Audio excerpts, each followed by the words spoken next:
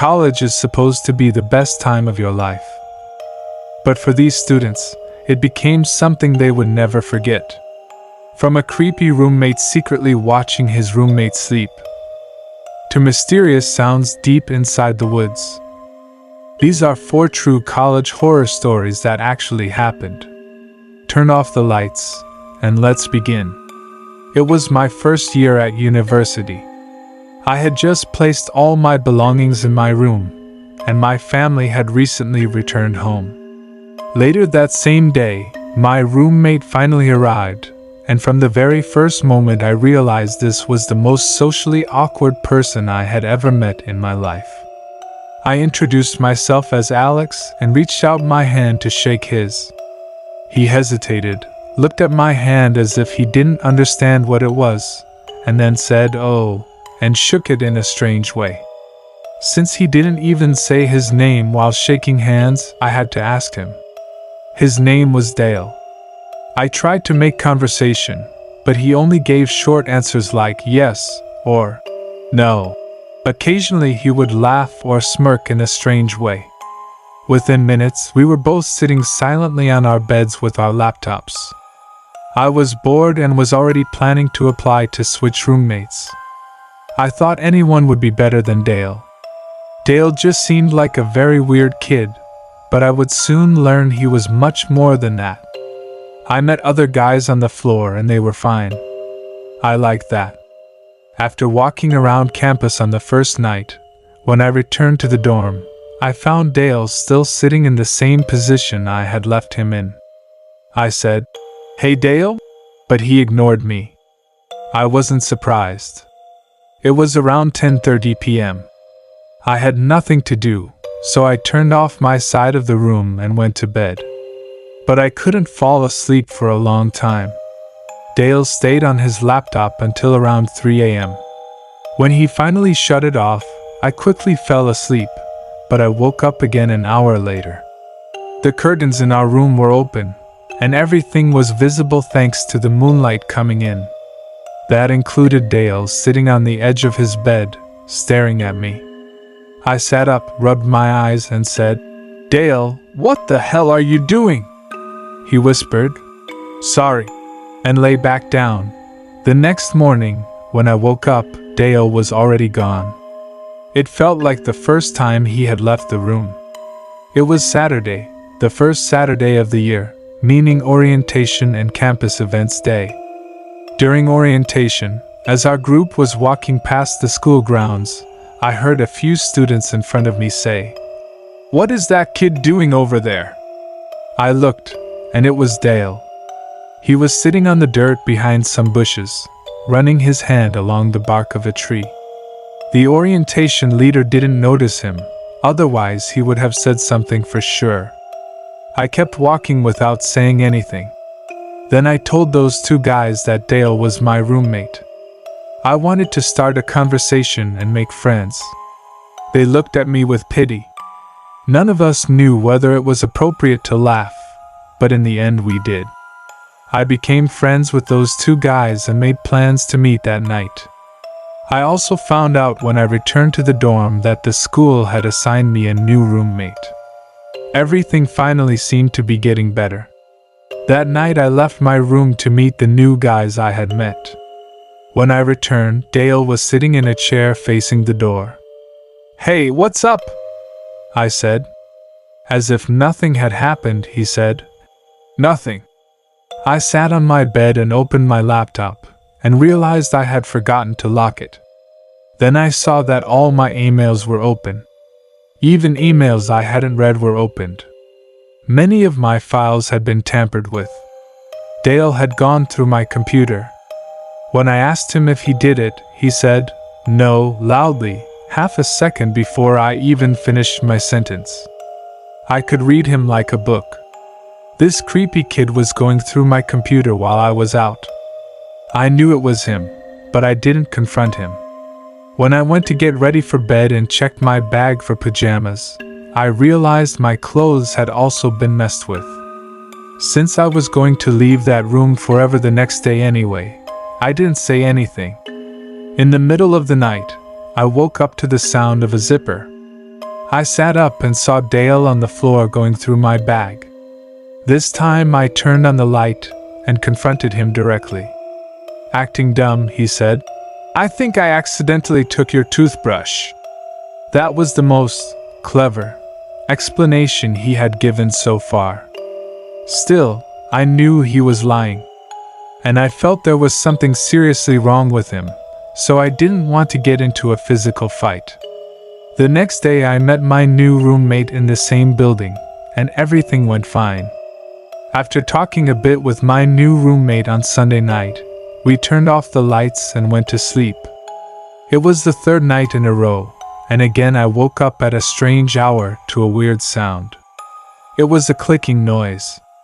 It wasn't consistent, but I heard it at least twice every 30 seconds. I got up hoping it was something harmless. Maybe a heavy bag pressing against something or a mouse. But when I looked around the room, I realized the sound was actually coming from the other side of the door.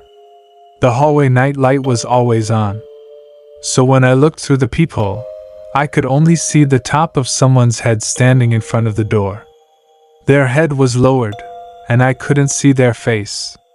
But when I listened closely, I realized the clicking sound was coming from the doorknob. Someone was trying to open the door. I immediately called campus police. They arrived within 5 minutes. Only then did I feel safe enough to open the door. I saw the police had handcuffed Dale. Deep down, I knew it was him. I told the police everything, that he was my former roommate, that he had gone through my belongings, and that even after I changed rooms, he had somehow found me and tried to get inside. They took him away, and I never saw him again. For 3 years I attended Binghamton University. We had a fairly large friend group there, and we went out together almost every week. One night around 10 p.m. we didn't have big plans. Me and 2 friends decided to go to a nature preserve near campus. It was a hidden place where students secretly went to drink. Campus security sometimes knew students were hanging out there, but the area was so large that it was hard to catch anyone. That's why we liked it. That night we bought a few beers and lit a small fire. It was cold, and for a long time we just sat and talked. At one point one of my friends stood up and looked toward the trees. Just then we heard the sound of branches breaking in the distance. At first we thought it was campus police because they sometimes patrolled the area. We all got a little tense. The fire made us visible in the dark, and we were far from campus. Then we heard it again. This time it was closer. It sounded like someone was moving through the trees. None of us were talking anymore. The only sound was the fire and the breaking branches. The sounds seemed to circle around us. At one point I felt like I was inside the Blair Witch Project. We were hearing snapping from every direction but couldn't see anything. At first we tried to laugh it off, but fear quickly became real. Then suddenly a large branch was thrown into our campsite. One of my friends screamed and started running. Me and the other friend ran right after him. We ran as fast as we could down the trail without looking back. Eventually we reached the main road and stopped to catch our breath. We stood there for a while staring into the darkness, but nothing ever came after us. A car passed by, and we finally relaxed and went back to the dorm. About 10 to 15 minutes later we were all laughing again. We probably thought someone was trying to scare us. But for those few minutes, we truly believed someone was hunting us in the forest. This happened during my first week at the University of Iowa. My friend wanted to join a fraternity. I wasn't interested in fraternities, but I agreed to go with him to a few parties because he didn't want to go alone. During the first week we went to a different party almost every night. On Tuesday night we went to an old fraternity house far from campus. The house was crowded, stuffy, and very loud. After a while I started feeling strange. I felt dizzy and disoriented. I told my friend I would lie down for a bit, and went upstairs to an empty bedroom. The room was almost completely dark. Only the muffled sound of music from downstairs could be heard. I lay down on the bed and closed my eyes. After a while I heard the sound of a plastic cup hitting the floor. Then footsteps in the hallway. Suddenly I felt something was wrong. I immediately got up and went downstairs to find my friend. I told him I wanted to leave right away. People in the living room looked at us strangely as we left the house. Outside, my friend asked why I was acting so weird. I didn't understand what he meant. Then I checked the time. About 10 minutes were missing from my memory. To this day I still don't know what happened to me, but it remains one of the most frightening experiences of my life.